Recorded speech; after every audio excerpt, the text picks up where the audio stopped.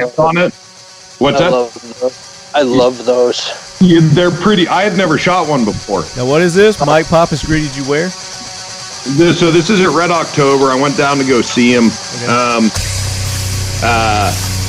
and at his booth to try, see his latest and greatest and stuff. We had already talked up at my place. I wanted to just go do the circuit, talk to the people, that kind of thing. And he smiles at me. He's probably, I think, let's imagine that he has a cigarette gritted in the side of his teeth, and he's got his wraparound sunglasses on and his big bald head, and he sort of says out of the other side of his mouth as he hands this M16 to me, "Welcome to the rice paddy, motherfucker." Hell yeah. I didn't get his voice right, but you guys know what I mean. That sort of just Doonesbury kind of, he's a Doonesbury character is what he is, and he's amazing. He's like a surfer dude. Mm-hmm. Mm-hmm. I know, he's like the most unstoned stone dude that I've met in a long time. It's great. He's so funny. I don't know. I mean, like, dude, like I'm fully an East Coaster. You know what I mean?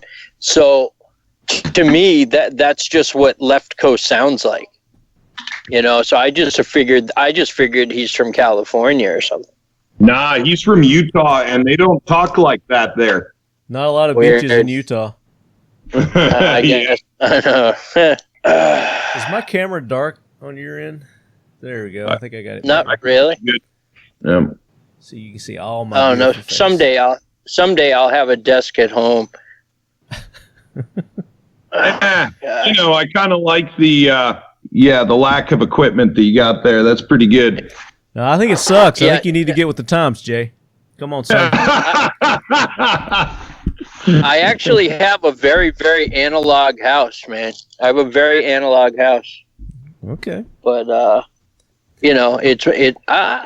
for really no amazing reason, really. I mean, like, my wife's all up my ass to get a ring, and and she's like, "I can't believe that you're so security focused, and and we don't have any motion or any cameras." And I'm like, "Honey, I'm really security focused, so we don't have any motion or any cameras." Right? Yeah. We installed a ring over here, and I'm about to rip it out because they're giving those feeds to the feds. Yeah. So they just give them. It's almost like open source too. They're just like, "Oh man, you want that? Yeah, that's cool." So I was here. Let me make this tangent like as short as possible. One of my super nerd buddies who does tech security stuff, he's like, "If you don't mind, they're great." He goes, "But if you kind of don't want it." And Yep. he's like, "But." He goes, "It's really quite simple to close off the connectivity to the server so that you can just have it do what you want it to do." Hey Jay, stop because this is good. This is good content. I'm recording. Oh, I was going to say, do you guys mind if I use this because I'm I don't recording it? mind. I mean, this is good shit. No, it's totally cool. So the long and short. Let me get back on track. So if you just want your doorbell to be able to access or have that video access on your phone, just like as it's advertised.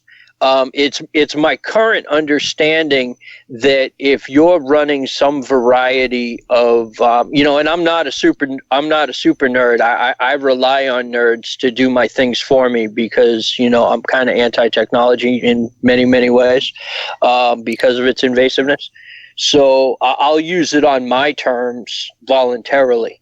So with that caveat, my nerd homie is claiming that with appropriate virtual private networks run at your home, you can get all of the features without any of the deficiencies of your individual freedom. Yeah, and I don't know how much I trust VPNs either.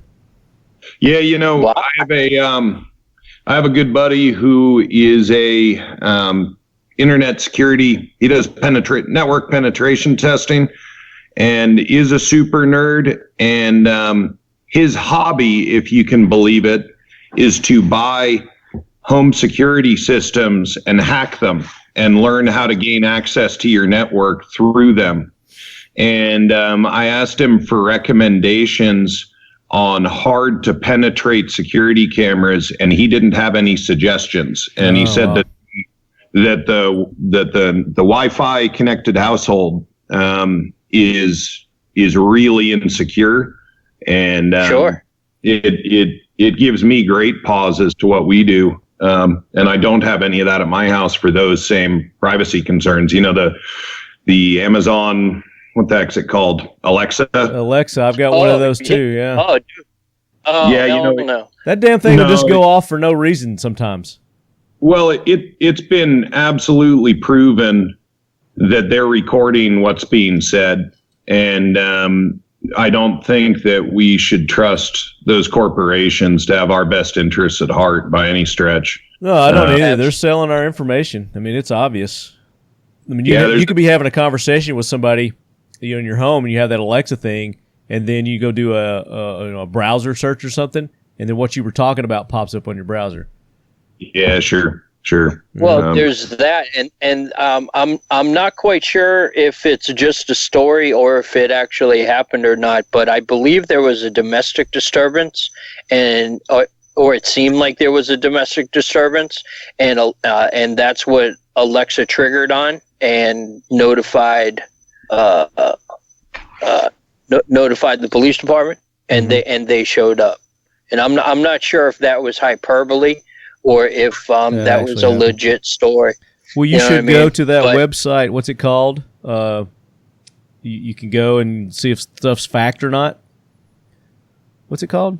I hope you don't mean Snopes. Snopes. Yeah, man, because dude, like Snopes is not like legit at all. Yeah, I didn't figure it was. I mean, it's politically driven, just like everything else, no doubt. But this is a perfect segue into the first episode of the Talking Lead podcast for 2020, Leadheads. So welcome into the podcast. This is episode 331. So we ended on a good note in 2019 for TLP 330, where we talked about the new Glock 44, their new 22 LR. We had our good buddy Rob Manning on, and Rob has written a book. I think it's called the Glock Reference Guide 2nd Edition. So if you guys didn't have an opportunity to get that as a stocking stuffer or a gift, you can still go get that at Amazon, and still makes a good gift or just something for yourself if you're a big Glock guy like me.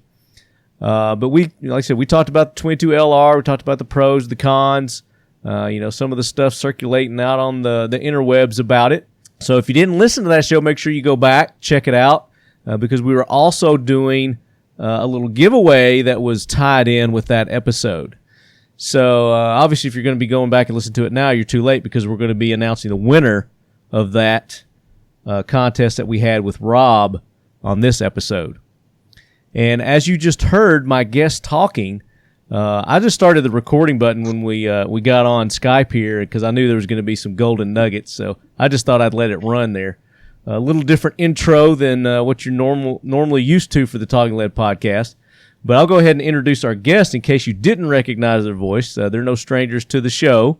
We've got our good buddy and sponsor of the AK Corner. We've got Brian Keeney with Occam Defense. Brian, welcome in.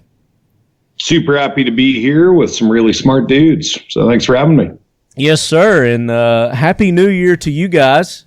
And appreciate you kicking off my 2020, the first episode of 2020, the Talking Lead Show with me. Also joining us, and I guess he is new to the show. He's not new to us in our circle, but I'm going to let you introduce our guest, Brian.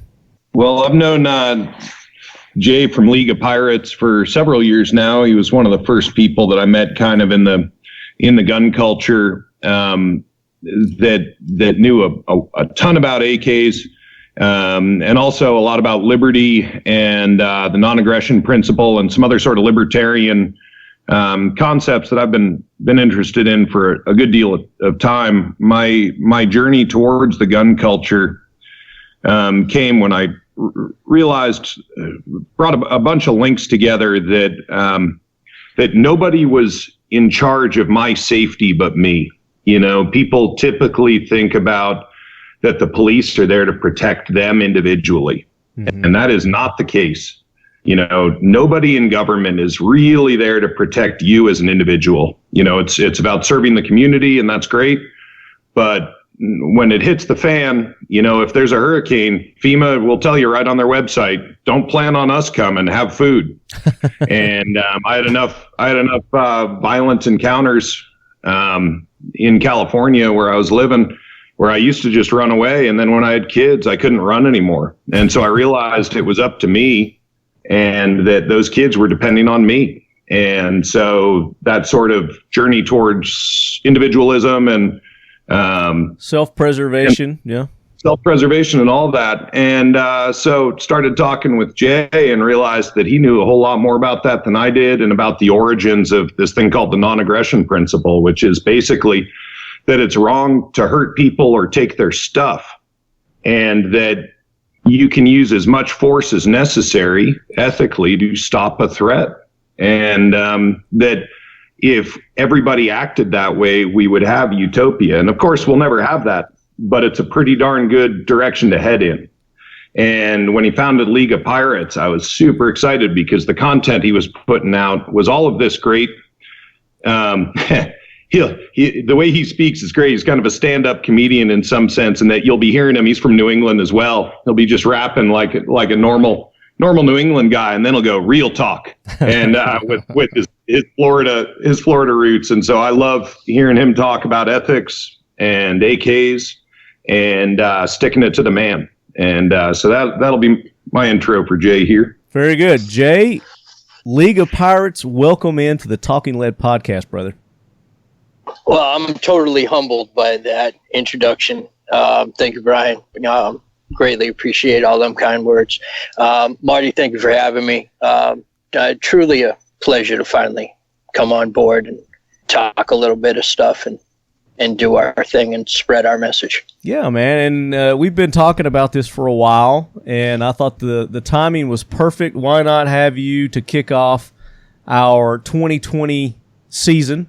This is actually season 7 of the Talking Lead podcast. So we're very excited about that. Actually, December marked our 7th year in podcasting. And this is our first show for 2020. And I couldn't think of a better group of guys to have on and a better topic or subject to talk about to really kick it off. And we're going to get into that. And we're going to talk about everything that the League of Pirates is about.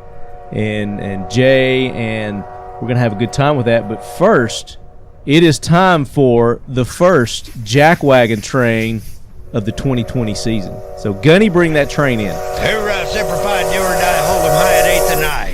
It is time for the Talking Lead jackwagon of the week, so brace yourself, baby. All right, so the train has stationed, and it's been a while. I took some time off, guys, between the last episode and this episode. I just needed to get my batteries recharged, give everybody an opportunity to get caught up on the podcast that they were behind on. The holiday season's really put everybody behind on everything, so I understand that. I hope you guys understand that as well. And but we're going to be cranking out the episodes left and right, especially with SHOT Show coming up. We've got that coming up this month, into this month. So it's probably going to be this episode, the AK Corner. We're going to have episode 4 of the AK Corner coming up before SHOT Show, and maybe one other episode of our regularly scheduled program. But when SHOT Show comes, you guys know that we'll be just kicking them out left and right. Lots of great interviews lined up. We're going to be at the Buck Knives booth again this year. The official lead quarters of the Talking Lead podcast is Buck Knives. And then also sponsoring us this year, we've got Mission First Tactical. We've got some great swag that we're going to be giving out to you lead heads that are going to be there. Our guest of the show, they're going to be there. We've got some custom knives that we're going to have engraved from Buck Knives and Mission First Tactical. And as you heard over the holiday season, our tactical wallets and dump trays with our special Talking Lead logos and the AK Corner logos on there. And then also this year, Twisted X. I don't know if you guys are familiar with Twisted X or not, but they are a boot company. They make footwear, very good high-end footwear, boots, hikers, different kind of shoes like that. So we welcome Twisted X as an official sponsor of the Talking Lead for the 2020 SHOT Show. Actually, the official footwear guys of Talking Lead. So we're going to be sporting Twisted X boots while we're there. So make sure, Brian and Jay, that you check out my feet while we're at the show there. And then Dipstick Hydrographics. We're going to have T-shirts, custom-made T-shirts with the 2020 SHOT Show and Buck Knives. They're going to look really nice. So Danny over at Dipstick is hooking us up with some really cool T-shirts there. So it's going to be a great SHOT Show. Like I said, lots of stuff coming up, lots of interviews. We never fall short with content when we go to SHOT Show. So we're looking forward to that. And Brian, as we were talking earlier, was talking with Adam at Century Arms, the presenting sponsor of the Talking Lead AK Corner. We're going to do a special episode of the AK Corner while we're there also. Awesome. Look forward to it. Yeah, man. And Brian has been really instrumental in helping me with the AK Corner this year.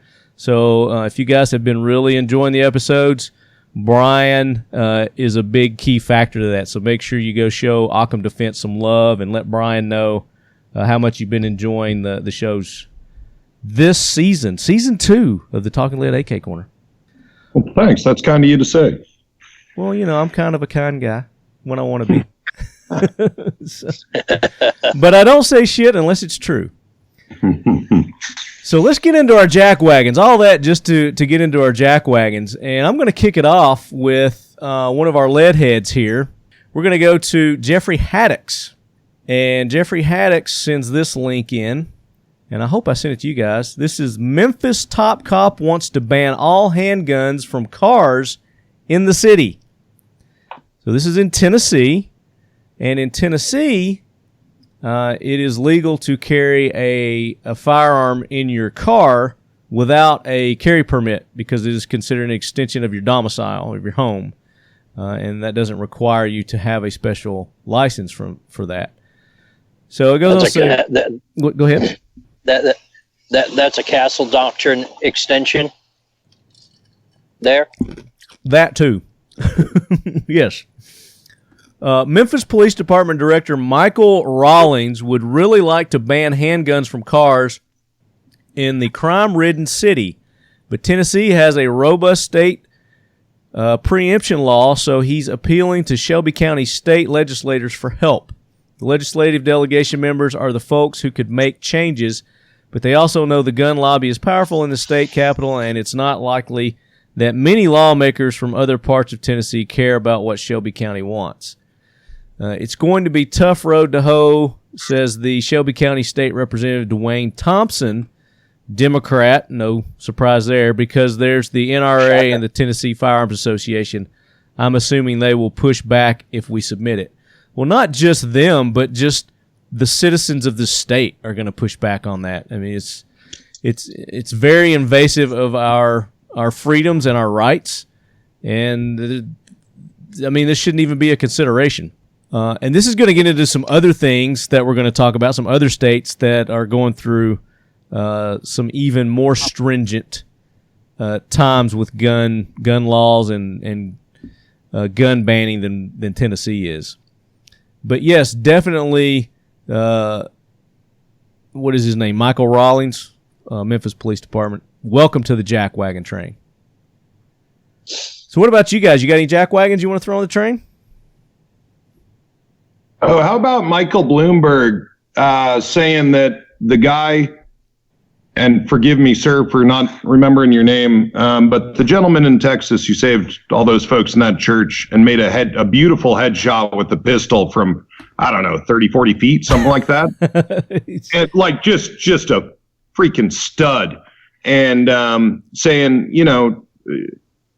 with, I think, all sincerity, that he did not wish to think of himself as a hero, that he doesn't take a life lightly, and that he did what he needed to do to save lives, and that's all there is to it. Jack Wilson, thank you. This guy is just awesome. And Michael Bloomberg said that it was basically wrong of him to do that. And of course he's going to say that. I mean, but doesn't fit his agenda, Yeah, but sometimes it's a good idea to shut up when it's not a good time to say something. And, but when have any of those idiots ever learned to shut their pie holes for anything that makes sense? Well, yeah, I think that he's revealed himself to be every bit the threat to liberty that folks have been saying, and so I think he's a really good candidate for, and he's also given the amount of dollars he has, he is a legitimate threat in the 2020 election. And he absolutely is, and he's one of the main reasons Virginia's going through the problems that they're going through right now, which we're going to talk about that. Well, good deal. Yeah, that's a good topic for sure. Yeah, that's a great topic, actually. Virginia is something that everyone should be talking about right now. And we're going to talk about that, but not yet. It's coming up. So, yes, definitely Michael Bloomberg. He's earned a permanent seat on the talking lead jackwagon train. I mean, he's like on the rails, He's on our spokes. He's like the Grand Poobah. Almost like the Grand Poobah of jackwagons. It's like him and Hillary, the Clintons are just right there, neck and neck. So, very good. What about you, Jay? You got a jackwagon?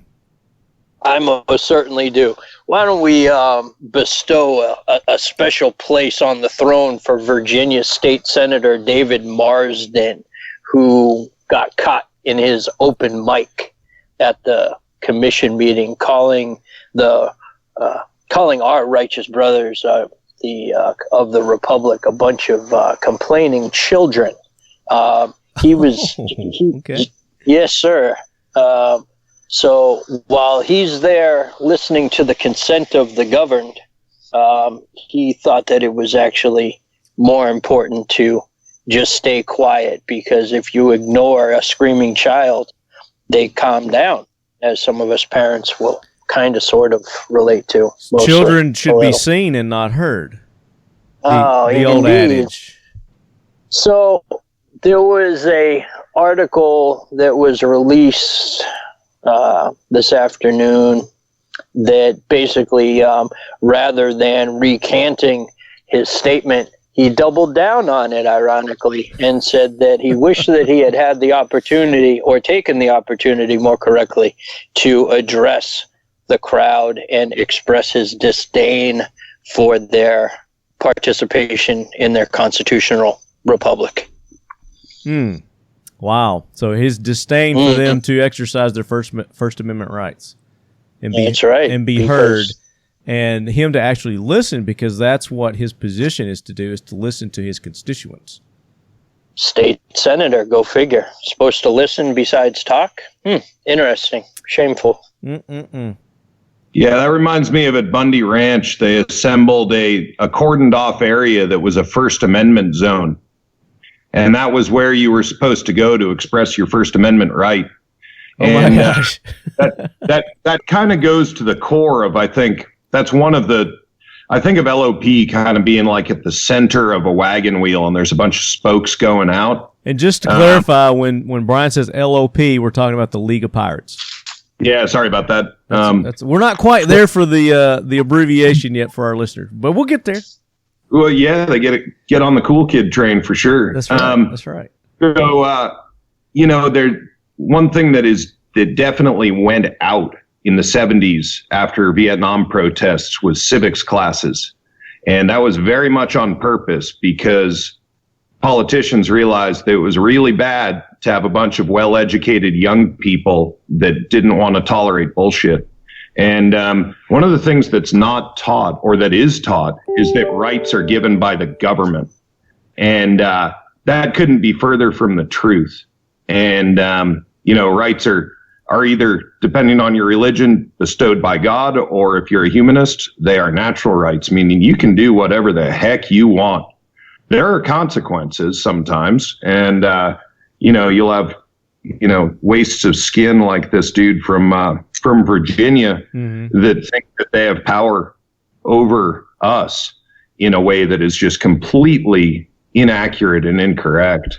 Right. And yeah, that's a real core of, I think, what League of Pirates has to offer is realizing that you have rights regardless of what a government says about them. Yeah, very good. And we're going to get into that. We're going to talk more, but we're going to get through this jackwagon train and our Leadhead Brigade heroes. And our next one comes to us from Kenny Ortega. And I think we were like on the fence with this guy. But I think there's probably no doubt now. But Kenny says, "Hi, Marty. A while back you asked for quotes from Stallone regarding guns.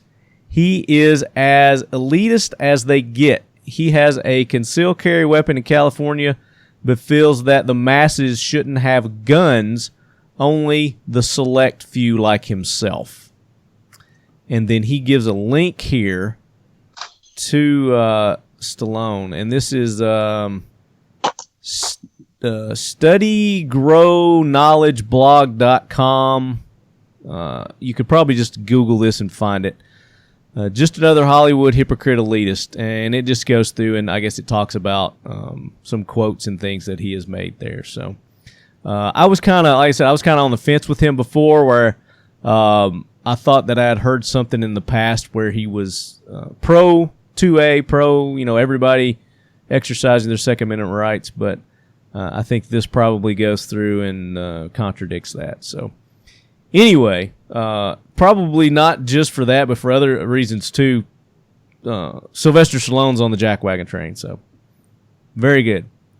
Very good nomination, Kenny, and thank you for sending that in. And I appreciate you guys. When I ask for something, the leadheads jump in and they help me out. If I'm stumped on something, they send me the answers. I love it.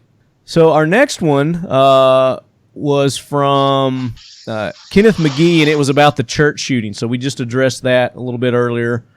And then our next one comes to us from Jacob Rozecki, and Jacob says Rose McGowan.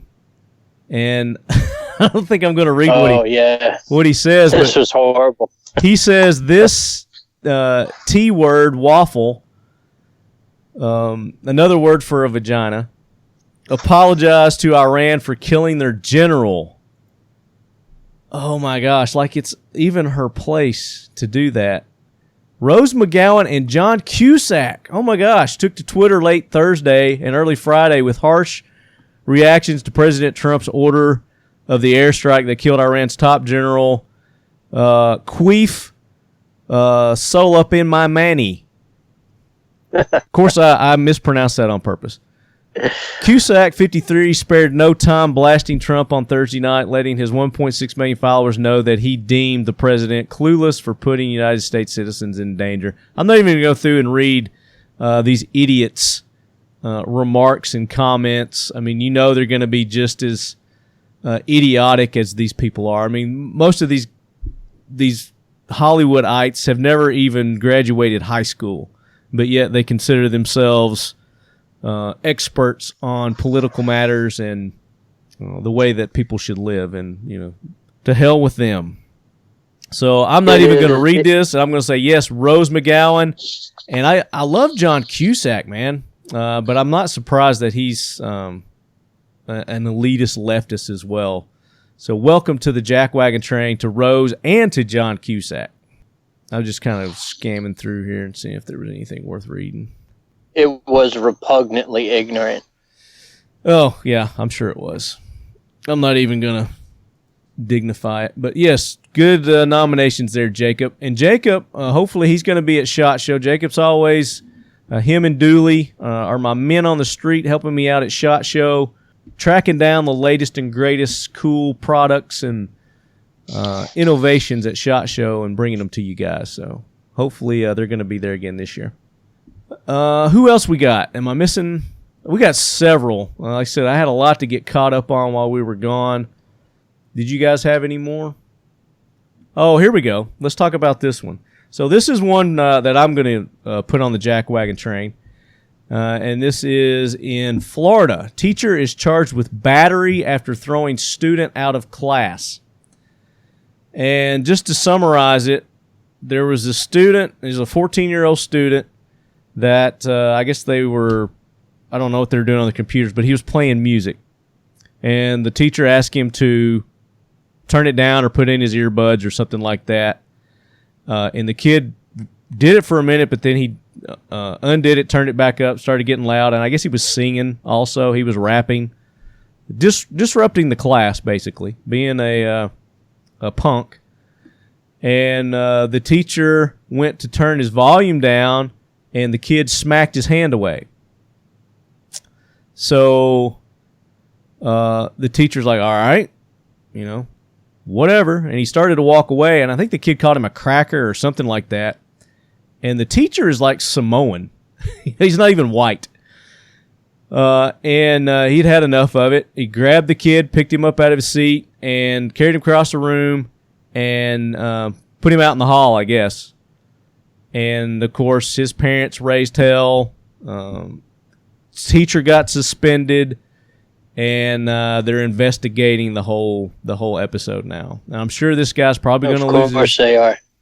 What's that? Of course they are. Yeah. And I'm sure that the teacher's going to lose his job, and there'll probably be some sort of lawsuit, and these people will probably get some sort of out-of-court settlement. Ridiculous. And, of course, there's, cell phones all over that videoed this. And all they videoed was the aftermath. They didn't video the stuff that happened beforehand, unfortunately. No, because that wasn't cool for the Snapchat. It didn't complete their narrative. Didn't support their narrative. So there's probably video of it, but nobody is showing that. So there's our jack wagons. There's several more, but I want to thank all you lead heads for sending those in. I apologize again for not getting to these sooner, but we've got Jeffrey Haddix, we've got George Bocanegra, and George is our good buddy Leadhead, who spells his name with a J, Jorge. Alan Leggy, Kenny Ortega, of course, Kenneth H. McGee, Jacob Rozecki, Pierce Taylor. Thank you all. And Alan has another nominee from Memphis. And basically, I'm just going to kind of skim through his email here. It says, I have a nomination for the Jackwagon Train, though this isn't known outside Memphis. I think it does merit some attention. Recently, one of the county commissioners, Tammy Sawyer, proposed a resolution to ban gun shows in county-owned buildings, which would be any venue big enough to hold the events, stating that gun shows, in quote, are the antithesis of promoting public safety and community peace and harmony. She has since recalled her proposal resolution after extreme public backlash. I'm kind of shocked that there was backlash for that in Memphis, but thank goodness. While Memphis, like most big cities, tends to have higher crime rates and is a blue city, still is pro-gun and has self-defense in mind. So several things going on there in Memphis. And we gotta be vigilant. We gotta keep our ears to the ground, and gotta be active. Gotta be proactive. Can't be reactive to this stuff, as Virginia is finding out. And we're going to talk about Virginia still coming up. But let's get that jackwagon train out of here, and we want to honor some heroes. So our first hero for the Lead Force One is from Kenneth H. McGee. And he said, I'd like to nominate Congressman Thomas Massey as a hero on Lead Force One. Been following him on social media since he joined Congress, and he puts out the bad stuff with no dressing on what Congress is doing every week. Please, everyone, follow him on Facebook. So he's got a Facebook page there, so I guess he's just putting stuff out live there for everybody to see as it's happening. This is a congressman out of Kentucky. So if you guys want to follow Thomas Massey, go check him out on Facebook. Sounds like he's doing some good stuff. So I know Brian has some heroes that he wants to throw on Lead Force One. What about you, Jay? You got any heroes you want to throw on Lead Force One? Yeah, it's actually not an individual, and I wish it was, but I haven't. I've reached out to them, but haven't gotten a direct personal message back. But they're super busy. Are the good folks at the Virginia Citizens Defense League? They're doing amazing work. They're really busy. And if you're not subscribed to their newsletter, I would highly encourage everybody to do so. It doesn't really matter whether or not you live in Virginia or not, because as far as Virginia is concerned, as a greater problem, we are all Virginians. So absolutely, paying attention to what is going on there is important. And that's the Virginia Citizens Defense League. Is that what you said? That is correct. So that's how I was going to kind of lead into this. So since you brought it up, Tactical Walls, you guys know Tim from Tactical Walls? Tim Matter? Indeed. Okay. Indeed. Yeah, Tim is a friend of the show, been on it several times. Of course, his alter ego, Rob Boss, has been on a few times, made a couple of appearances. But he writes this is a word from our founder. This is from Tactical Walls. Attention all gun owners of all states. As I'm sure you all are aware of, the state of Virginia, where we are currently located, is gearing up to go off the deep end with the new proposed legislation. The pending legislation seeks to stomp all over the constitutionally protected rights of gun owners in Virginia.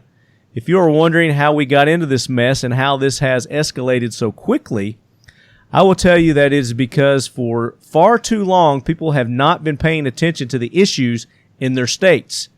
Learn from our mistakes here. Our distracted populace has allowed out-of-state money from Michael Bloomberg to greatly affect the political landscape of our Commonwealth. Citizens stayed home when they should have voted, and now the incoming lawmakers are wasting no time to reveal their agenda. And then he goes on. It says, in recent weeks, I've already seen where other states are closely watching Virginia with the hopes to follow suit with their own restrictive gun laws. And I can tell you, man, if this stuff gets passed in Virginia, there will be hand over fist states that will want to copy what they're doing. He says, I implore anyone who is reading this to do your own research. What we're going to talk about, critical thinking. Look into the legislation proposed in Virginia as well as your own localities. The verbiage and vagueness of many of these bills will be devastating, and if they are allowed to be passed, they will set a horrific precedent moving forward, opening the door to even more reckless laws and regulations. With a few strokes of a pen, Virginia will create hundreds of thousands, if not millions, of felons out of her law-abiding citizens. Citizens who are for their entire life have been doing nothing but work hard to provide for themselves and their families, who has given so much to their communities, who have flat out created their own hands the down-home country appeal that Virginia touts when it says, Virginia is for lovers. In my experience, Virginia has always been a great place to live, to play, and to be free.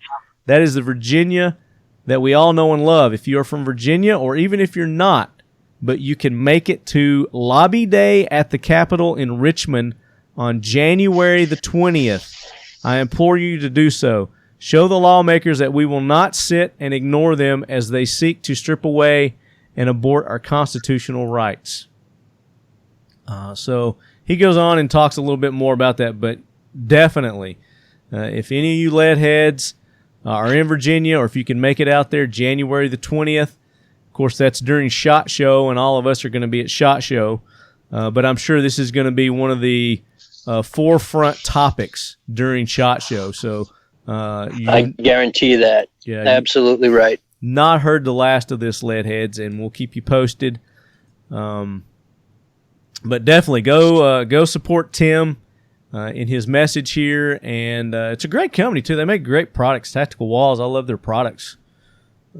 Really cool stuff. They've got that concealment furniture that they make, and we've talked about that before, and we've had them on the show. So definitely, these guys, Virginia, the people that are putting up the good fight there, deserve a spot on Lead Force One. and specifically Virginia Citizens Defense League. So good call there, Jay. Yes, sir. Brian, now you've got some interesting heroes, is what I'll call them. We're going to go back because, like I tell you, just like jack wagons, there's no expiration date on jack wagons. We can go back years and capture jack wagons. Same thing for our heroes, people who have been overlooked in history. And Brian's going to talk about some of those right now. Yeah, so for whatever reason, I've always had kind of a, and I do mean always, I try not to use that word, but from my earliest memories, I've kind of been a bleeding heart for the underdog, for the people that are getting kicked around. And I don't think that's uncommon for those of us in the gun culture. You know, we've taken it upon ourselves to make sure that we protect ours. And, I carry a gun now more to protect others if possible than for myself, though that's obviously important as well. I've kind of collected over the last few years some heroes from World War I that were World War II that were quite unlikely. One of them that I heard about first that kind of got me onto this path is this. It was kind of a fake. It had some fake news aspect to it. It was a sort of a chain email from when those were hip in the mid 2000s. And it's this lady named Irena Sendler-Auska or Sendler-Aua, and in Irena, Irena Sendler, Irena Sendler is her sort of English name. And there's a nice Wikipedia treatment on her. I'm not sure about all the stories and which ones are true and which ones aren't. The first story that I heard was that she was a Gentile, a non-Jew in Warsaw. And in World War II, the Nazis rounded up all the Jews and put them in a ghetto. And they walled off this part of the city, and they eventually killed everybody that they could in there and then lit it on fire. And there was this Gentile lady that would come in, and one story that I've heard about her is that she would smuggle babies out she was working in some sort of a maintenance task and would smuggle babies out in her pickup truck in the bottom, like false bottoms of tool kits, and like 5-year-olds in sacks.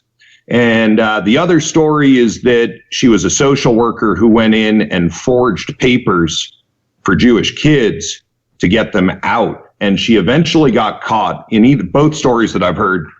Same deal. She gets caught by the Nazis, gets tortured, really badly injured, crippled for life. Mm-hmm. And on the day of her execution, somebody got bribed and they let her out the back door. The sort of Gentile resistance organization. And she, like I said, she was crippled for life, but was a tough old broad. And I think she died in the early aughts.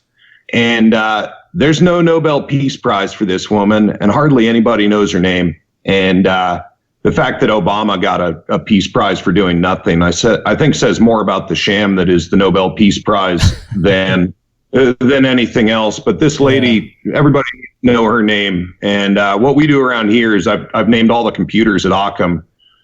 There's labels on them, and we name them after these different people because I really care a lot that everybody knows the story of these people. And, there ought to be statues for them.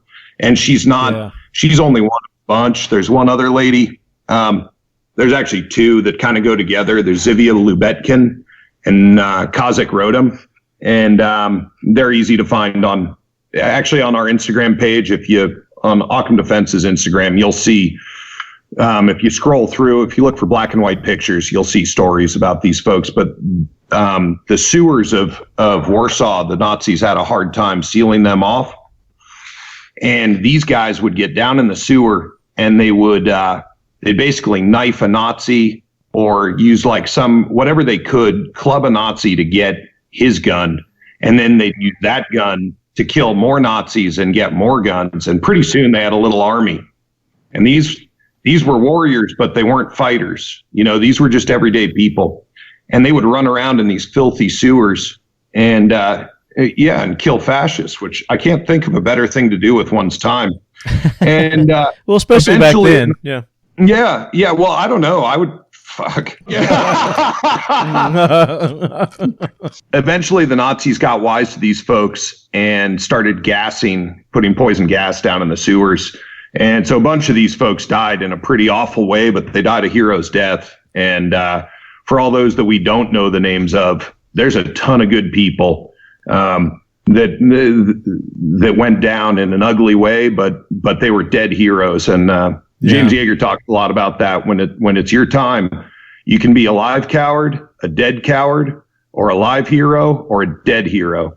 And either a live hero or a dead hero is infinitely better than either of the cowards. And so these folks are amazing. Yeah, absolutely. And let's say their names again. You got Zaviva Lubkin. You've got Zivia Lubetkin. Okay. I'll let you say the names. Yeah, okay. So Zivia Lubetkin, and then Kazik. His war name was Kazik, Kazik, which I so want to name one of our guns after, but I don't have enough time to make more models yet. But he's a badass.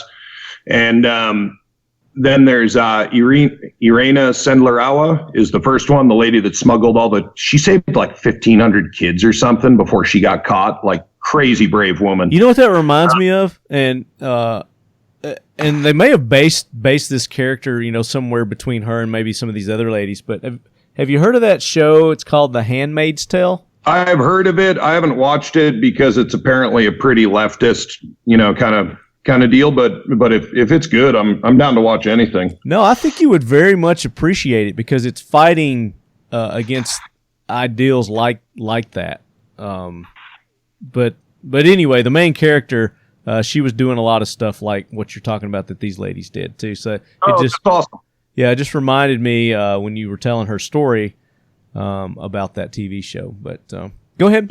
So there's one last one that I got to give you, and there's a movie apparently coming out. I haven't tracked it down yet. I think it's still in production, about the Oversteegen sisters. I think they might have been Dutch. I might screw this part up. It doesn't really matter. They were brave young women in Europe, and they would make a game of seducing Nazis to go have sex in the woods, and then they would shoot them in the face. And there is nothing more metal and awesome than that. And so the one that I know about is Freddie Oversteegen, and she used to shoot Nazis off of their bicycles. And like, you can't make this stuff up. It's too awesome. And so, in an age where heroes are like, where you've got the Kardashians are today's heroes, Jeez. like or Makes whoever, right? Makes me sick. Yeah. Yeah. Depravity. And people think that, there's this horrible thing that only 1/3 of millennials know what Auschwitz was. Mm-hmm. And yet they call everybody else Nazis. And so, as sort of a tangent, Joe Rogan likes to talk about history in terms of how long people live. He'll say like, country was founded 3 people ago. Yeah. And this is less than 1 person ago that all this stuff happened. This is yesterday. And so these are not abstract. Yeah, this lady just died September 5th, 2018. Yeah, these are our grandparents. Yeah. Right? Yeah. This was yesterday in history, or 5 minutes ago in history. So these people are very much still relevant. Yeah. So Freddie Oversteegen, and you guys can Google that name. It's Oversteegen. She was a Dutch communist resistance member during the occupation of the Netherlands in World War II. It said she had an older sister, which was Truss Minger Oversteegen. She and her family lived on a barge. Oh my gosh. Before the war, the Oversteegen family harbored people from Lithuania in the hold of their ship, hidden, obviously. After the divorce of her parents, she was raised by her mother, who taught her communist principles. She moved from the barge to a small apartment. Her mother would later remarry and give birth to her half-brother. The family lived in poverty, obviously. I mean, everybody back in those days did. But, yeah, I mean, there's a good story here about her, and I'm sure there's a lot more. Like you said, there's probably a movie coming out, is that what you said? Yeah, exactly. And I'm sure looking forward to that because it'll get people excited about, people will start. The way it happened for me is I heard about Irena. And then in there, I jumped to the next one and the next one and the next one. And so you can kind of hopscotch and find a bunch. I'm sure there's a bunch I don't know about. Yeah. But yeah, I think we can give Freddie a pass on her communist principles there because, she stacked body. I hope Tarantino does that movie.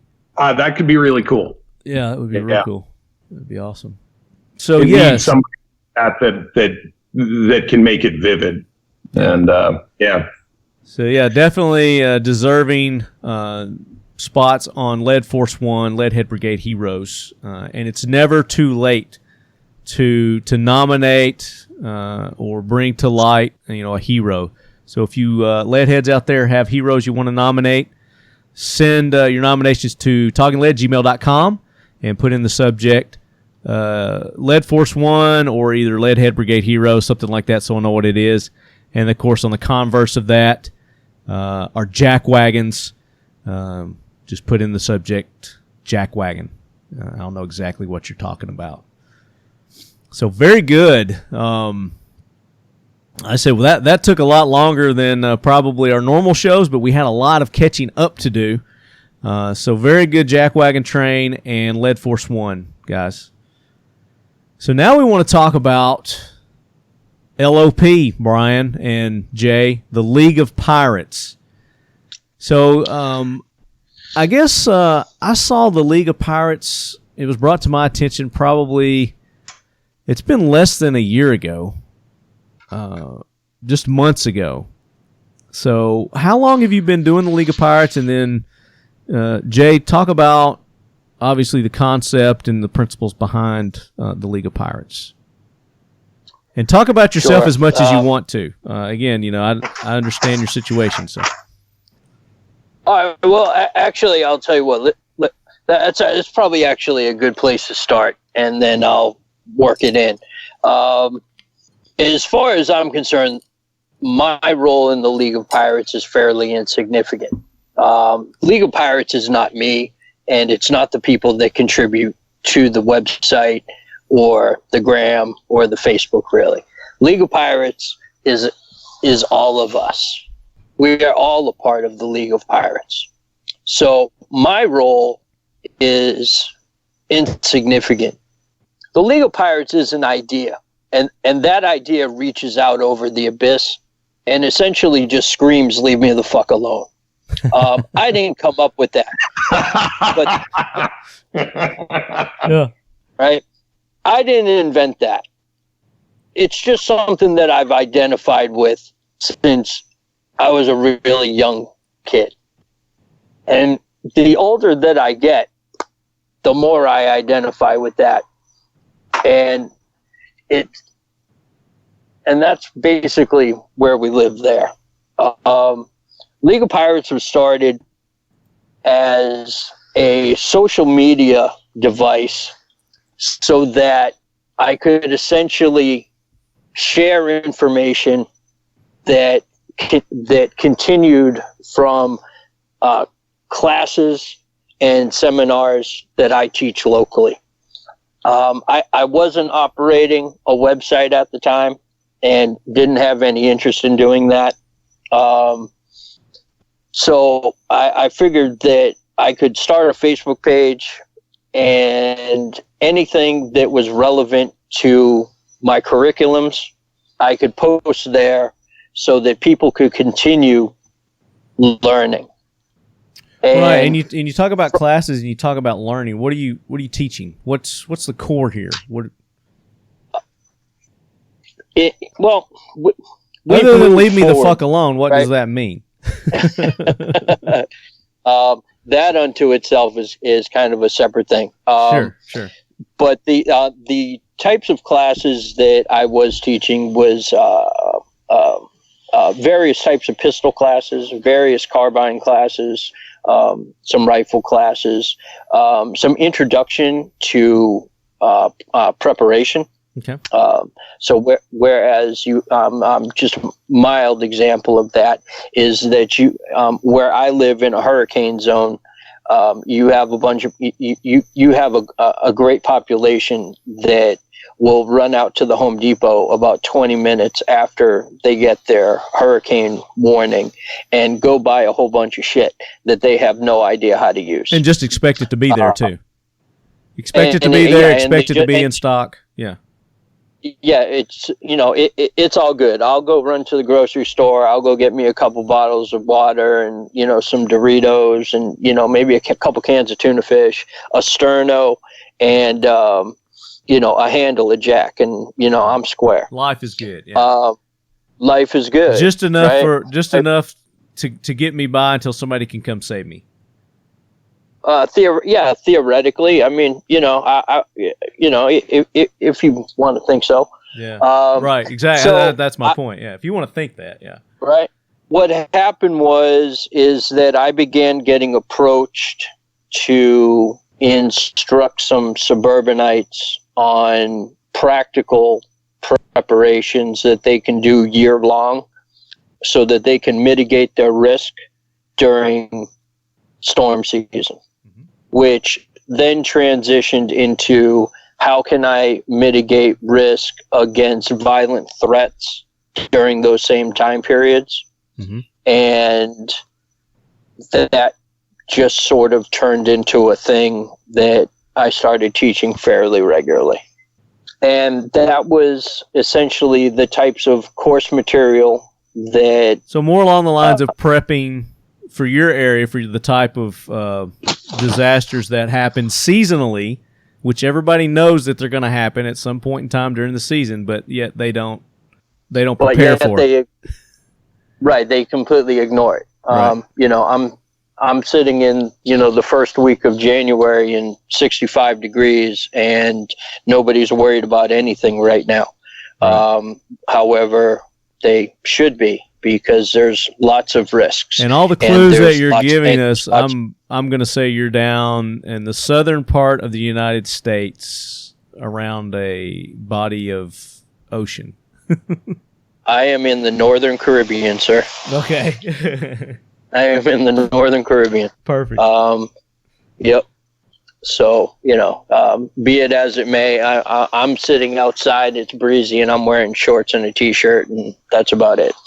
So our weather's good. But that doesn't free us from risk, and that doesn't free us from complications. And that also geographically isolates us from the continental United States in a lot of ways, with consideration of just-in-time shipping and other types of man-made problems. Right. So there's that. So that's essentially where the League of Pirates started from. And we continued on that path for a little while until... Brian, do you remember anything when my content switched?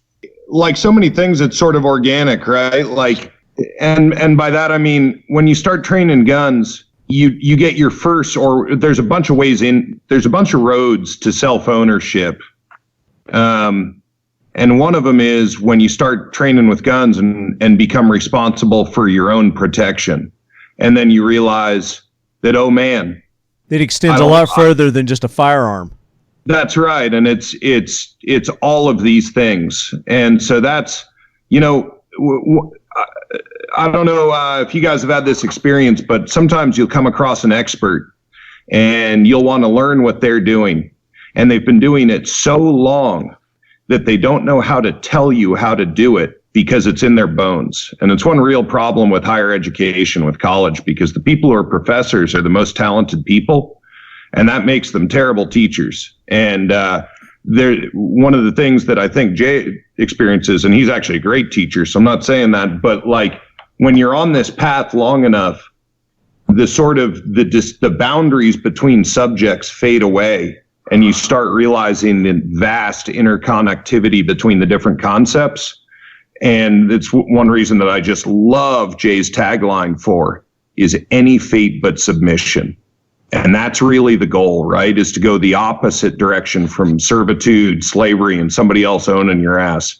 And so that's absolutely true. That tagline essentially came to me after several months of doing a bunch of reading on lots of different subjects, and it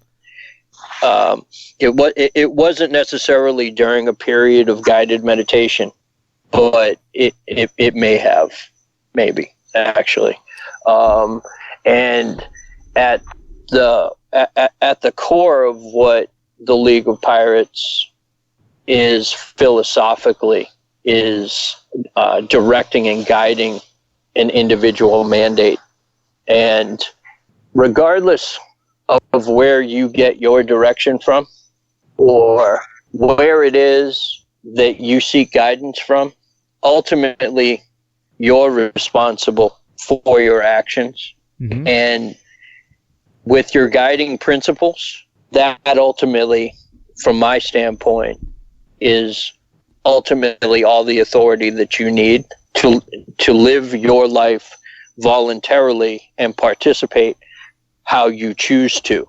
Now, where Brian had alluded to earlier with non-aggression, mm-hmm. He couldn't have been more articulate in describing that, because there's a very distinct pattern of behavior that I subscribe to that basically says, listen, I expect you to leave me alone. And in turn, I promise to leave you alone. Mm-hmm. And with that, if in the event that you break that social contract, I'm going to if this is the type of thing that needs to resolve itself with violence, well, we've learned in endless encounters, and I'm sure plenty of classes that y'all have collectively taken, that violence of action is a good course. Fighting solves everything. Professor Paul Markle. I love Paul Markle. He's one of my homies. I really like him. Yeah. He's a great dude and an Absolutely. Excellent father. And I am very, very, very excited to see Paul in 2.5 weeks. Yeah, and in great health. Just beat the shit out of cancer. Wrote a book about it. We had him on a few episodes ago. So, yeah, definitely. Yes. But, what you're talking about your non-aggression principle, the NAP, and basically, like you were saying, is like, I'll leave you alone if you leave me alone. But if you try to impose on me, I'm going to use whatever force necessary to stop it. And I have every right to. Every absolute right to. There is there's a couple very well written documents. One of them being the Constitution, and the other one being the 10 Commandments. And I like to think that the 10 and the 10 are two good things that if you live by, you and your community will be in great shape. You'll be much better off. Absolutely. And I absolutely agree. And if you just live by the golden rule, which is kind of like my number one rule: do unto others as you would have them do unto you. That's been my guiding light since I can remember. Absolutely, and there you find your non-aggression pact, because and there you have it. It's not a complex theory. It's just one that really, really works. It has been around for eons. Millennia. Whichever's longer, eons or millennia. I don't know. I don't know, man. I don't do math. Yeah. You know what I mean? I press triggers and do things. Once you get past a trillion, I don't know what we're talking about. So no, it's like made up numbers, man. It's unfathomable. Made up. It's like at the risk of causing a fight, I'm gonna be the contrarian in the room. Uh-oh. Well, yeah, actually, I'm following the Israeli principle. I forget the name of it, but if there's 10 people in a room and they all agree, it's the duty of the 10th man to disagree. Yes, I'm familiar with that. Yeah. I love that principle. And the only beef that I have with the golden rule is that I was raised extremely liberal. And I talk with liberals still quite a bit because I seek peace over civil war by a very large margin, as I know all of us do. Mm-hmm. Indeed. And there's a very big values division there where, conservatives give to charity at a much greater percentage than liberals. But see, liberals don't view taxation as being theft, as being taken involuntarily. I'm not saying that all conservatives view that as theft, but that is a libertarian idea. As certainly conservatives seek to minimize taxation in general. And liberals tend to view, if I can speak generally, taxes as being outsourced charity, meaning that they're quite happy to give a third of or to a half of their income to the government to distribute in what they see as an efficient manner. Mm-hmm. And so in their mind, they are treating us all as they would like to be treated, which is to say, let's get rid of all the guns and let's pay a bunch of taxes and everything will be groovy.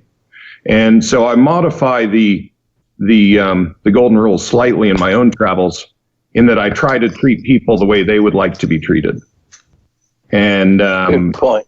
And it's slightly, and along with NAP, and I know I'm being a stickler, but it's something that I'd like to focus on very slightly in this conversation is the sort of cultural divide that we have in ways that we can find middle ground. But sorry for the digression, but yep, there's my beef. Okay, well, that's another way to look at it, and there's more than one way to look at things too, and that's good that you bring that up. You're the 10th man. Way to be the 10th man. Thank you. Yeah. And that's the great thing about this show is, we don't look at things one way. That's the critical thinking part of this. I like to bring in different points of view because there are more than one way to look at things, and just because somebody tells you something doesn't mean you should take it as fact. So just because I say, the golden rule doesn't mean that you necessarily need to go and live your life, word for word by the golden rule. So, critically thinking, and we're going to get into that. So, what were you going to say, Jay? Because I want you to get into the critical thinking aspect of the ethics part of the League of Pirates. Well, that actually gets into another portion of where League of Pirates is essentially started from. League of Pirates, besides pushing out what I believed at the time to be quality content to students, constituency, and homies, had a partial hobby aspect of from my own self-satisfaction of trying to function as a mythbuster to commonly dispensed information that was complete and total bullshit, but widely accepted. And I found it to be repugnantly disgusting that there was so much content being pushed out on so many channels that not only was unchecked, unverified, and untrue, that I wanted to make fun of it and call it out at the same time.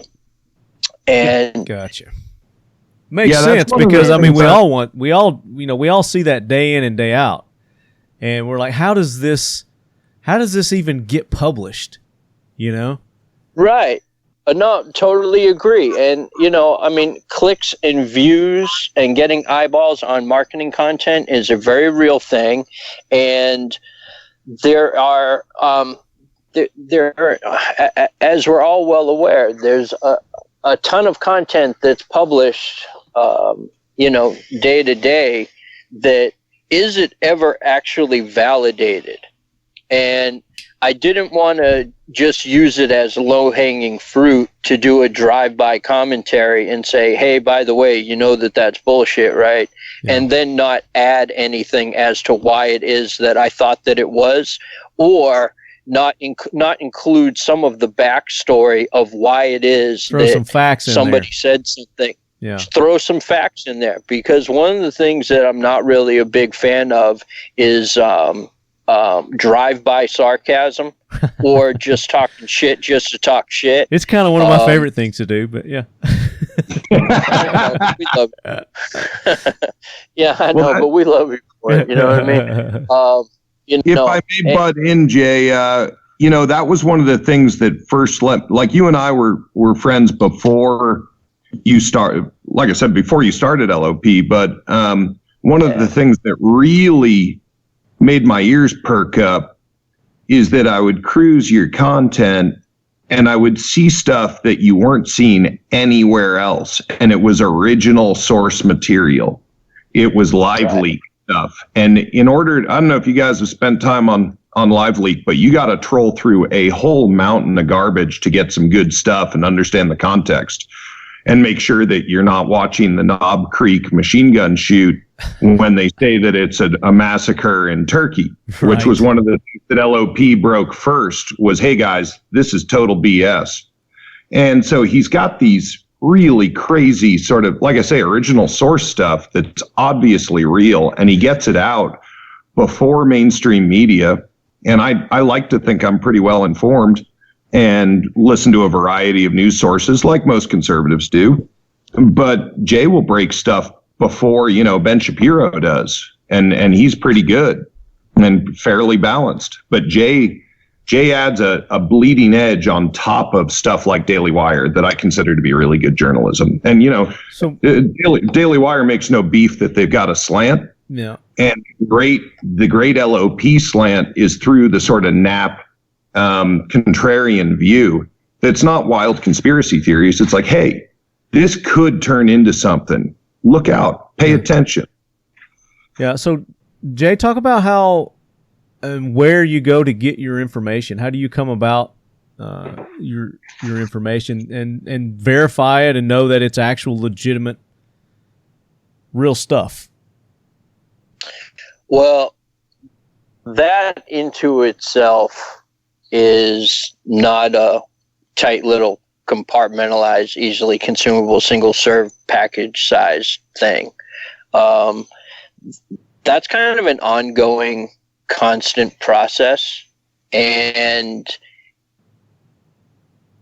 you have to apply a great deal of critical thinking and filtering of information to be able to do that. Mm-hmm. One of the ways to explain this for the armed citizen or citizen defender, like my friend Todd would say, is that what we learned in the preparedness community is that, or one of the things that I like to think that some of us in the preparedness community have learned is that it's absolutely fantastic to have a bunch of shit at your house and not have to rely on the supermarket or the Costco or, the gun shop, that that you are good to go and that you can, hold it down within reason-ish. Prepper. Right? Yeah, I don't like to use that word. Well, I don't like that word. Just for comparison, so people will understand what you're talking about. I mean, that's what being prepared for the, what's the word I'm looking for? Unknown. Yeah, being prepared for the unknown. And right. I see nothing wrong with prepper. I think probably what you don't like is the mainstream connotation of prepper and what the Discovery Channel or History Channel made it out to be. I don't like that. I don't like that. But again, it's our job to say, that's not what a prepper is. It's being prepared. That's just shortened term for a prepper is someone who wants to be prepared for the unknown.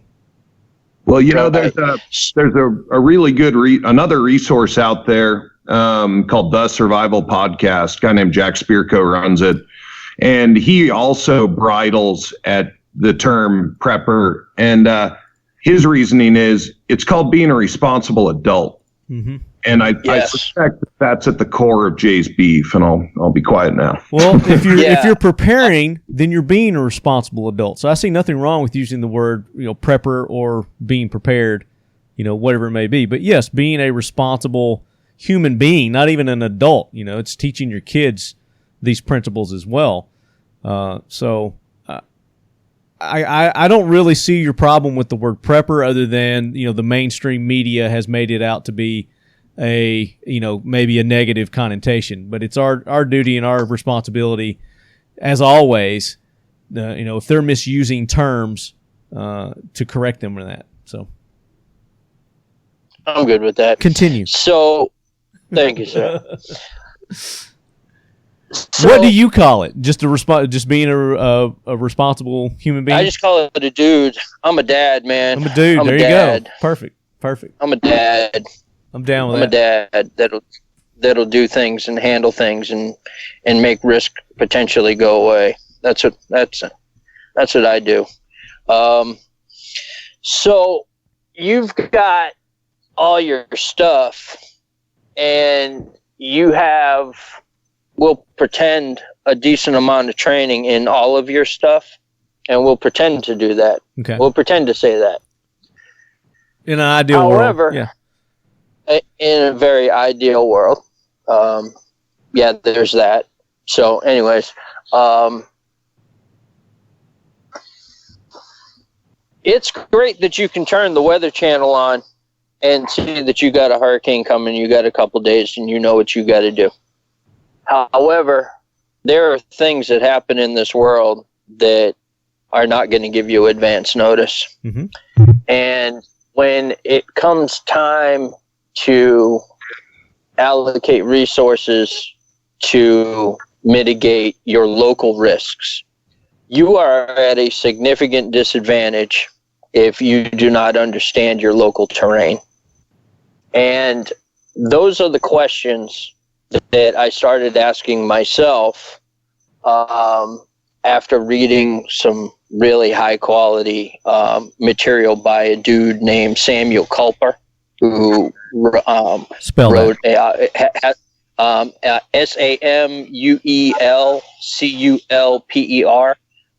He has an outstanding project that he calls, his project is called Forward Observer. That is what I would consider to be everybody's starting point for wanting to know about open source intelligence gathering for the average dude or dudette that wants to understand how to filter data in this cross stream of massive broadband that we experience.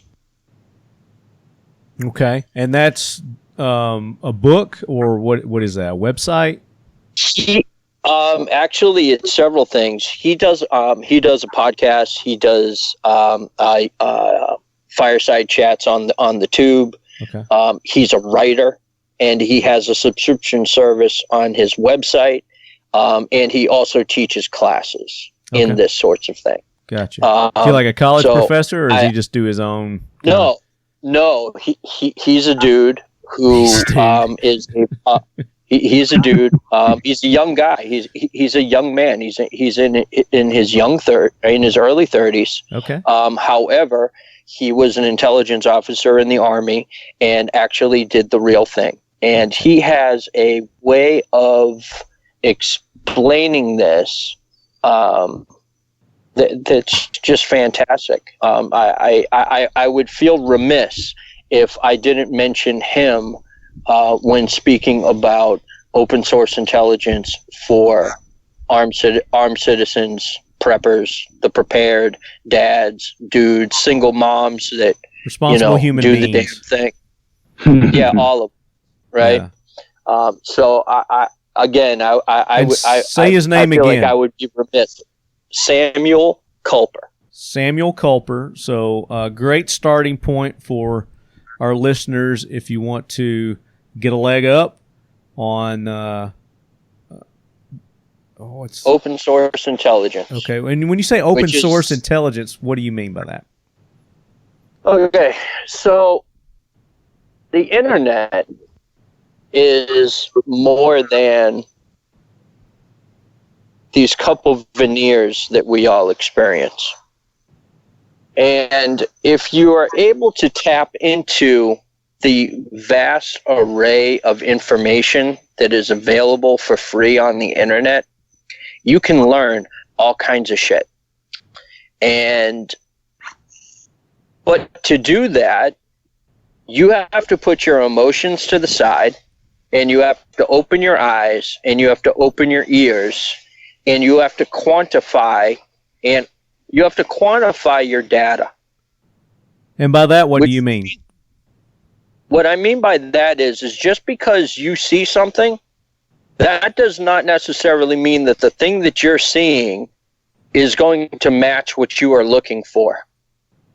Because there's a thing called confirmation bias, which basically refers to if I'm a hammer, everything starts looking like a nail. That's a good example. I like that. Yeah.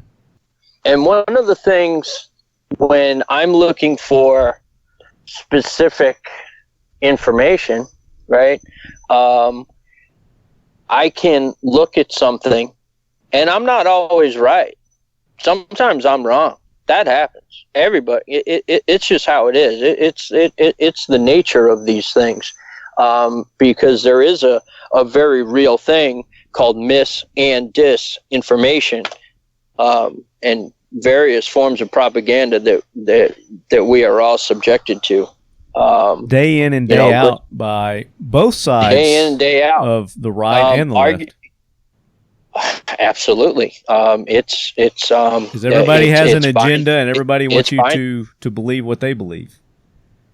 Absolutely binary. Absolutely. Yeah. So, I pay attention to a few things, and then sometimes I just stumble across things that I find that are just like super interesting, that I think that some of my viewers or other people that follow me may find to be of interest. And let's take one for an example. Just recently, obviously everybody's aware of the Iranian controversy that we got going on right now, where and we talked about it earlier. Trump took out what was his name? Soleimani. Yeah, Soleimani. You could just call him Solomon, because his last name actually just translates to Solomon. I'll just call him Dead, but anyway. Yeah, you could call him Bad Dude. You were making some posts related to that, and that we're building up to that, and you're like, hey, here's some stuff that's going on that you're not really paying attention to, that you probably should pay attention to, that's going to lead to some things. So let's use that as an example. Your most recent post. Which one? That flag one? Is that the one that you're referring to? Oh no, you made several. You made several posts of the. So after we bombed his ass and killed him, all the people, all the protesters, supposed protesters, the millions of Iranians that came out. Yeah, that was gnarly. And of course, that was totally gnarly. All right, so. But there was a reason why they were all out there. They weren't out there of their own free will. A lot of them. They mostly were not. They were mostly coerced. Were they all? No. Were a lot of them? Probably. Because under the theocracy that's being imposed on the good people of Iran, actually, because there's actually two governments in Iran. One's horrible, and one is totally laissez-faire, lame duck. But I did find it massively impressive how many people were actually at this parade. And so. And it was impressive, but it was done. It was done for a spectacle. It was totally fabricated by their government, or whoever is running them. Total propaganda. Total propaganda. Yeah, total propaganda. Yeah. Total propaganda. And define that word for us too, propaganda, because I think you've got an interesting. It was either you or Brian who has an interesting. Actually, it's just really what propaganda means. Because when people hear propaganda, when somebody tells me propaganda, I'm thinking I'm getting fed a line of bullshit. That's what propaganda means to me. Well, that may or may not be true depending upon your perspective, but propaganda is essentially just somebody trying to convince you of something. That's marketing. It's basically just marketing. Yeah, that's actually one of the things that Jay and I connected on early on is and I may irritate some Ayn Rand fans out there, but there's one. It's more prevalent in conservative circles than liberal. But this idea of objectivism, Ayn Rand kind of came up with this idea that there is one universal truth, and if you work hard enough, you can find it. And that is not my experience, I do not believe that is how humans actually work, and that we're experiencing the world through our own eyeballs, with our own brains, through our own cultures. And a lot of it is genetic and a lot of it is cultural. Political preference is up to 50% genetic. And so, Scott, help me out, Scott Adams wrote a brilliant book called Win Bigly that was on the psychology and persuasion techniques that Trump uses. And his introductory chapter is called 2 Movies, 1 Screen. And his contention is that on election night 2016, half of the country saw the next Hitler being inaugurated, and the other half saw, and I'm paraphrasing here, saw a giant pulsating middle finger to the leftist bullshit that we've been having to put up with. Not that I have an opinion on which side is correct. He says, so clearly half of the country was acting irrational, but which half? And his answer is both halves. And he has a very convincing argument to be made that we make decisions and then make excuses for why we made those decisions later on. And so truth is a very slippery and fickle thing. And it takes a lot of work to build up. One thing I like to do is called steel manning, where I try and take straw manning is where, we just say that all liberals are libtards and they're evil and stupid. But that's half the country. And it doesn't make sense that half the country is evil. And I don't care which half you're talking about. We're mostly good people, but there are vastly different views about what's going on. And so I like to try to use a technique called steel manning, where I take the strongest arguments of my opponents and try not to make them opponents, but of other folks who I don't agree with. And I try and see their way, just to see if the usefulness of that is making sure that I'm not just being a blowhard. Mm-hmm. It's a way of testing your own arguments. And that goes back to what we're talking about. That is an exercise in critical thinking. Absolutely. That is absolutely an exercise in critical thinking. Absolutely. And it's one that everyone should exercise. It's something that everybody should use and continue, because this is great. I love this. Steel manning. So there's an interesting thing that I'll back up on a little bit.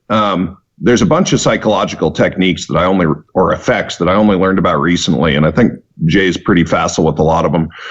One that I've come to hear about and what always confused me is this idea of cognitive dissonance, which people throw around a lot, but don't really have it's hard to really wrap your arms around. Jordan Peterson has a method of describing it where in our minds are maps of reality. We make a map of reality in our minds, and we have a model that helps us to make sense of the world in our brains. And if you think about that on a cellular level, and we don't really understand all of this, and you get to religion pretty quickly. But one thing that is clear is that we make neural connections, and that there's this massively interconnected web of cells in our brains that somehow store this information. And one thing that's clear is that cognitively, it's really expensive in terms of brain energy to build these models. And when we're wrong and when we have a bad model, it's a really big deal. And sometimes it's such a big deal that we ignore reality and say that white is black, so that we don't have to tear down our entire model of how the world works. Right. And it goes with confirmation bias, which Jay was explaining earlier. And I like that Peterson description, because what it tells me is that I can either have one model for the world that's pretty robust, but I can be massively wrong sometimes. Or I can build like 5 models for the world and pretend to be 5 different people, which I think is neurologically more accurate as to how we actually are. And I can try and have a bunch of different models that work pretty good and try and get better at flipping between models. And I probably spend way more time thinking about it than I should, which is actually constructing new neural nets, right, to do this. But it's a hell of a lot of fun. And even if you only build 2, if you just try to build another map for how things work, that's really winning. And if you're a liberal and you try and build a conservative map, that's pretty cool. And if you're conservative and you try and build a liberal map, that's cool. Either way. But and it's as easy as that. As if you are a hard left or you're a hard right proponent, either way, if you would just take the opportunity to look at the other side and just try to put yourself in their shoes. And I'm bringing this down to a very basic level, that's going to help you build that additional model that doesn't exist in your mind. It's going to help you understand things maybe more on your side as to why you feel that way or you think that way. Yep, and I want to make sure that I'll leave you with one more principle here before I shut up for a minute. But this one's really critical, and it's called the double bind. And every parent listening to this knows how to use the double bind really well, but you don't know that you're doing it.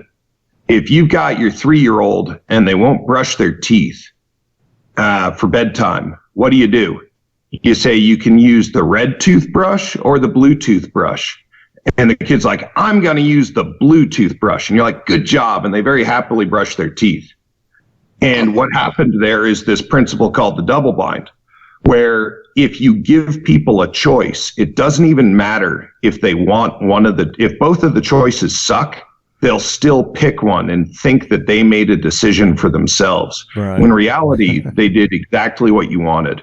Yeah. And there are certainly some nefarious forces at play. Notice I said red toothbrush and blue toothbrush. Right.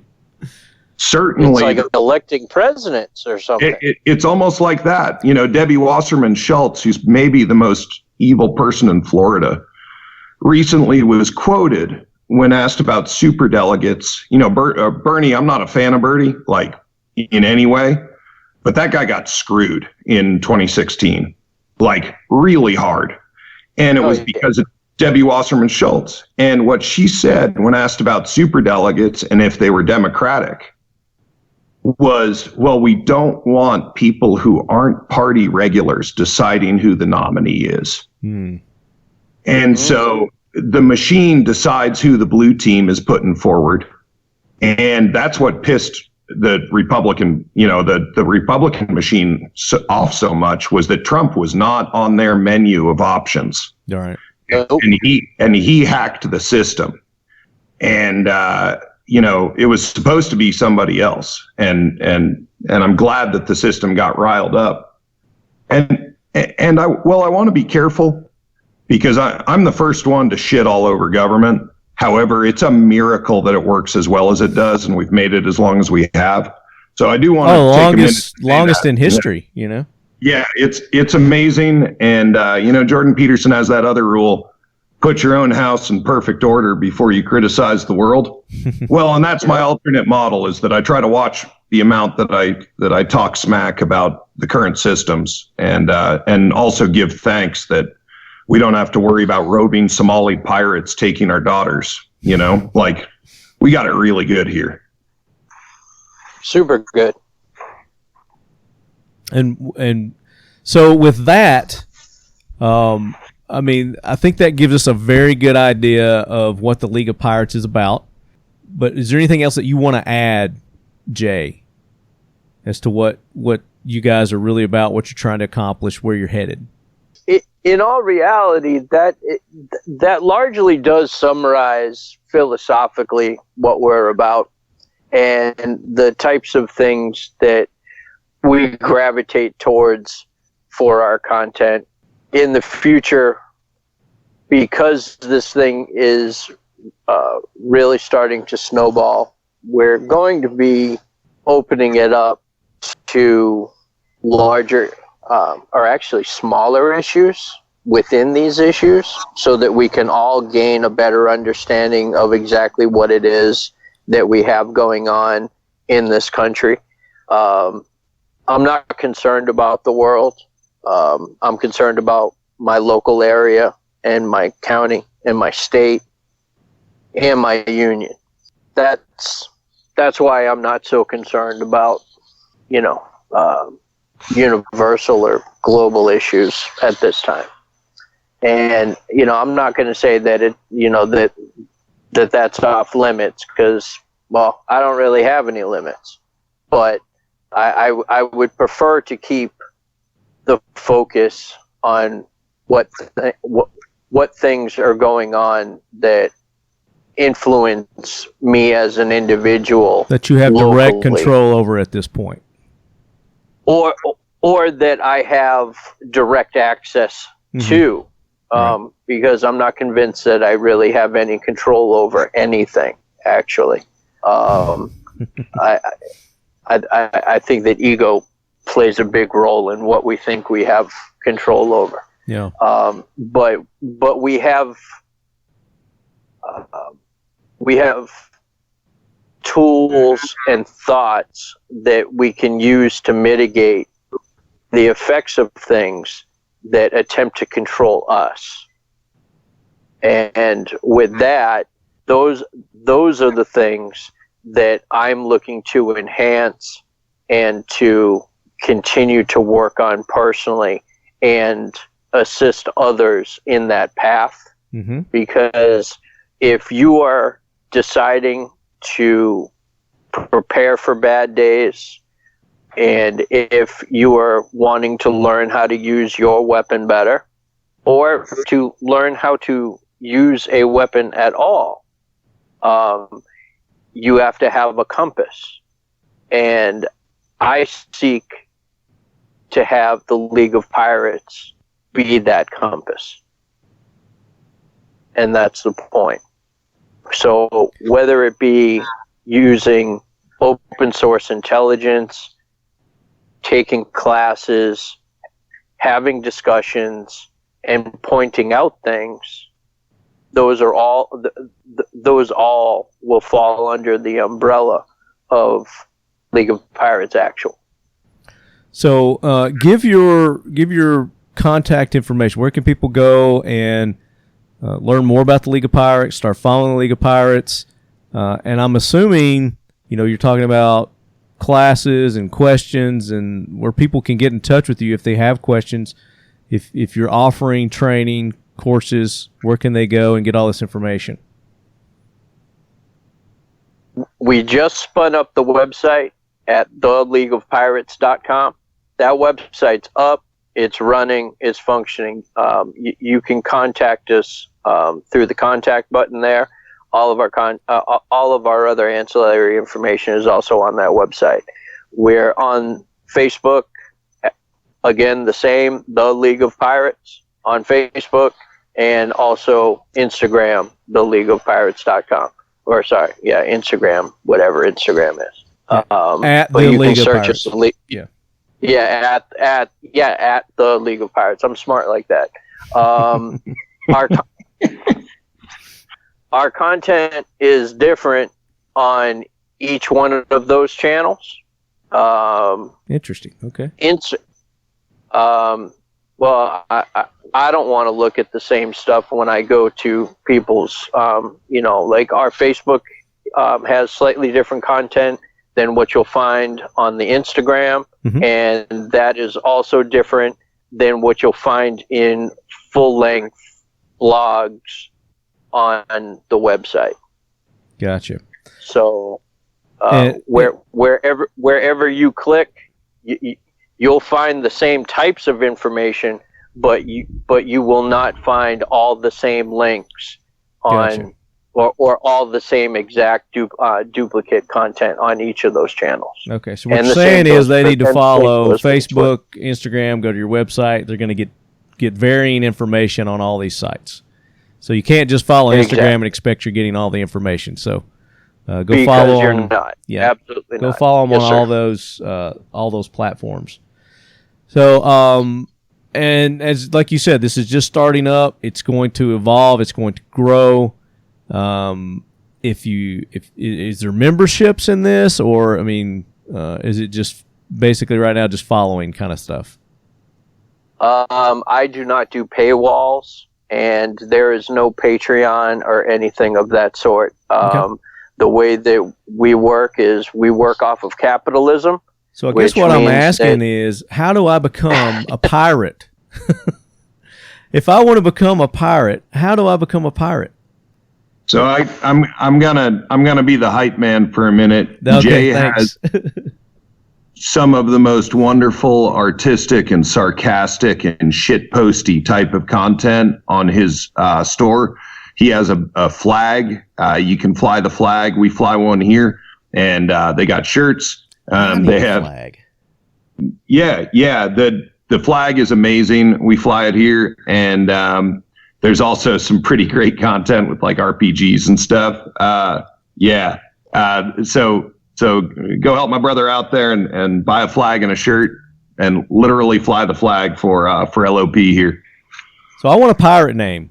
Brian and I have talked about this. We want pirate names, Jay. What's our pirate names? You should have a pirate name generator on your website. Pirate name generator, really? That'd be awesome. Maybe we'll do pirate names of the month, and we can pick names unique to various countries of origin.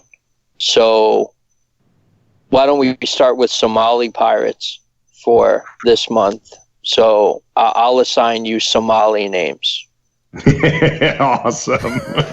Okay. Oh man. And I'll post it on your Facebook. Okay. That'll be perfect. I love that. Very good. All right, guys, make sure you follow Jay at The League of Pirates at all the social medias and their website. Go get that swag. Support them. We're going to have Jay on, I'm sure, many more episodes to come this year, and we're gonna use him as a major source for. Of course, we don't talk politics on this show. This is probably the most politics that I've ever talked combined in 7 years in this one show. But we're definitely looking forward to having you on in upcoming episodes. I can't wait. Let's talk choppers. Hells yeah, absolutely. So now it's time for a giveaway. You guys down for a giveaway? Heck yeah. Let's reward some lead heads. Let's do a giveaway. Let's reward some lead heads here as I'm moving my microphone around, getting situated. So as I mentioned in the beginning of the show, last episode, we had Rob Manning on, and Rob has written the Glock Reference Guide, 2nd edition. He was also invited to Glock's grand unveiling of their new G44, their 22 LR, which, again, you get half the people loved it, half the people hated it. It's kind of down the middle, which is, anytime Glock releases something, you get that. But he did a video on his YouTube, and we asked that you go to that video, watch the video, like and subscribe to his YouTube channel, and then go to his Instagram and subscribe to his Instagram or follow it, whatever you do on Instagram. And there was a post there, and you were supposed to put your comments for the question that we asked. And I think it was, what was his, what feature did he like most about the 22 LR? You were supposed to answer that. So I'm going to go to that post now, and it looks like there was about, let me refresh it. Looks like we've got about, 15 or so comments here. let's see, and don't count mine. So and don't count Rob's. There's 1, 2, 3, 4, 5, 6, 7, 8. There's 8. All right. So between Brian or Jay, who's got a random numberizer thingy, my bobber? I'll pull one up here. Okay. Okay, we've got 8 comments. Is that right? Was there comment? Okay, hold on. All right, I got number 1 here. Number 1. All right, so going down, and this is as of us recording this. I know I've had some people in the past when I've announced winners, they've gone through and counted, and they're like, hey, I was that number. Well, it depends on when you commented, and it pushes people's things down. So at this point in time, we've got Jerry Black as number 1. John Adams III is number 2. A great name. Hemiramus, Hemirams, whatever the hell that is. KJ4RMZ, Giddy Up, Navy Vet Patriot, Deer Fisherman, and Austin Whalen. In that order, that's our 8. So, and you said number 1, and that was Jerry Black. So, Jerry Black, you have won yourself one of our Mission First Tactical talking lead tactical wallets. So, do another randomizer there, because we're going to give away, I've got 3 more of these to give away. Well, if I may, and this will be sandbagging, but I'm almost positive John Adams III is one of my customers and is a Virginia-based patriot who is doing a lot of work in that field. And so if you could throw my homeboy one of those 3, that would be super cool. We'll give him the AK Corner one. Awesome. He'll get that. And he's a longtime leadhead, and John wins a lot of stuff. So does Jerry. I mean, all of our leadhead. We reward everyone. So we got 2 more. Let's pick 2 more. Hold on a second. So he's a Virginian? I believe so, and also quite active in the Virginia movement there. And one of my customers. He's a 1775 buyer. Is he? All right. Well, because he's a Virginian, I'll send him a flag. Awesome. Nice. Look at there. Bonus, John. Good job. All right, so 2 more. We got 2 more of these to give away. I got number 5. All right, so let me count. 1, 2, 3, 4, 5 is Giddy Up. Giddy Up, you get a wallet. And we got 1 more. Number 3. So number 3, 1, 2, 3. That's the Hemirams. Hemirams. Let me click on that, see if it gives me Stuart Sampson. So I don't know what you're trying to do with your name there, Stuart, but you win a wallet. So you guys, all our winners, shoot me an email, talkinglead@gmail.com, and say tactical wallet winner, something along those lines in the subject, and give me your contact info. And then who was it that's getting the flag? John Virginia. Adams. Yep. John Adams, I will forward and make me a little note when you send it to me. I'll forward your info on to Jay, and he'll hook you up with a flag. So very cool. We took care of a lot of you lead heads there. Thank you for participating, as always. And we got more to give away. We got more giveaways coming. The CP33 from Keltec is still on the agenda. I just talked to them a little bit earlier this week. They've just been covered up, trying to get ready for SHOT Show, the holidays, all that. It just kind of got pushed to the back burner. Apologize about that, but we are going to be giving away the CP33. So that's still going to be up for grabs. And then, of course, it's a new year. We've got to thank all of our wonderful sponsors. Our new sponsor for the 2020, Fiocchi Ammunition. So big thanks to Fiocchi. We're going to be talking to those guys at SHOT Show. Keltec, again, they're a big sponsor of Talking Lead, have been for a while, big supporters of the show. Greatly appreciate their support. You may be seeing us at one of the big events at their booth after SHOT Show. Not going to say which one that is, but we're working on some stuff with them. And then, of course, Century Arms of the Talking Lead AK Corner, presenting sponsors. Occam Defense Solutions, just huge supporters of Talking Lead. We appreciate everything that you do for the show, Brian, all the contributions that you're making with the content, the guest, and then, of course, cranking out those awesome ODS 1775 AKs. If you guys want a well-built, probably the best-built modern American AK-47, it's from Occam Defense. And you got pistols out now too, right? We do. Yeah, we're actually building some. I got guys working. It's 8:30 right now at night, and I got a couple of my guys cranking them out as we speak. Actually, we're doing a run of pistols for our first pre-order customers on the pistol side of things. Very cool. And if they want to get in line for that, what do they need to do? Go to occamdefense.com, plunk down $200 deposit. You'll get an email from us and some contact info. We make sure we're going to build exactly what you want. About a couple weeks before your gun's ready, we invoice you for the final amount and then ship you your very own rifle. Every rifle has when you buy a rifle from us, when it gets built, your name is on that kit. It's like a thumbprint. It's specific to you. Yep. And so we don't build, we don't just pump them out. We build these as life support equipment. And so your name is in our thoughts when we're building this thing. We take that very seriously. Very good.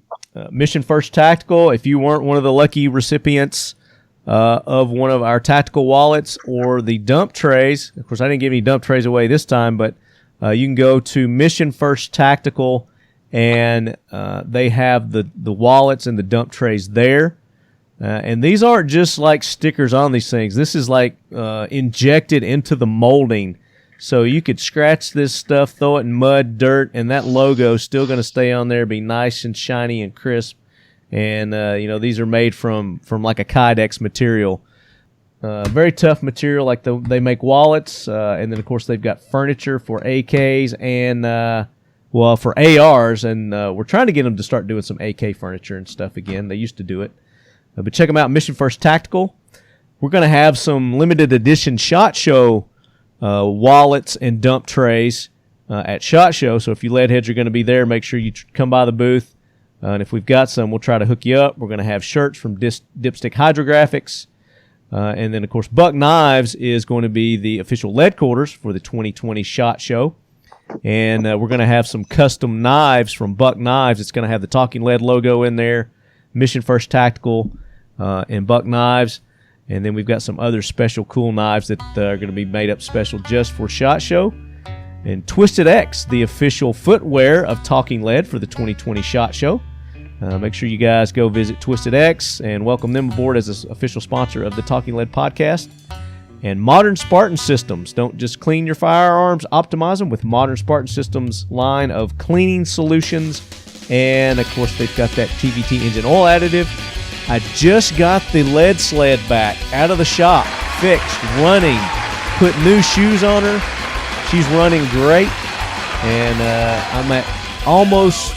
I'm at like 318,000 miles right now. So she's been down for a couple of months, hadn't been able to run the lead sled, but got her up and running and filled her up with the TVT engine oil additive, and plan on putting another 300,000 miles on the lead sled. Oh, and then, of course, the Talking Leadies, the Evil Black Assault mugs. Don't be a snowflake. Get your Talking Leady, better than a Yeti, at Dipstick Hydrographics also. You can go pick those up if you haven't picked them up yet. And there's different color variations nowadays. So we added a little variety, so they're not just black. There's some silver ones and green ones, and I think some other colors. So go there and check those out too. That's how we bring the show to you each and every week. Just like we did last season, season 6. I think we did close to 60 episodes last year. So I plan on cranking out even more this year, and it's going to be because of the support of great companies like all the companies I just mentioned. Go and show them the Leadhead Brigade love. Go buy their products. Use the discount codes. We're going to be hitting you guys with awesome discount codes for the new year coming up from all these companies and more. So stay tuned. Brian, Jay, thank you guys so much for an awesome show. Way to kick off the 2020 year with our season 7, man. Thank you guys.